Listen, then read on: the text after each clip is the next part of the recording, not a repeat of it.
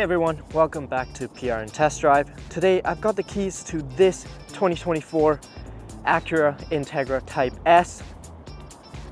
Very closely related to the Honda Civic Type R, but with a bit more of an upscale design, premium material usage, and a little bit more of a mature look. Doesn't have the big wing in the back, but still has this nice lip spoiler here. You can option this with the carbon fiber version that looks a little bit more aggressive. Bulging wheel arches, huge diffuser in the back, and the iconic triple exhaust exits. Sounds great, you'll hear in a second, but before we go on a drive, let's talk a little bit about the specs and the powertrain.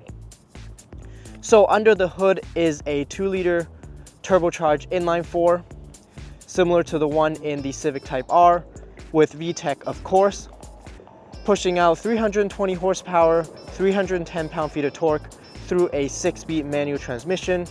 Of course, manual only for the Type S, and then power is then routed through a limited slip differential in the front, a helical limited slip differential to only the front wheels. In terms of rubber, this vehicle uses Michelin PS4S tires, 265 wide all around, 19-inch rims. 4-piston Brembo brakes up front and a single piston in the rear. In terms of suspension setup, in the front you get a dual axis strut suspension design and a multi-link setup in the rear.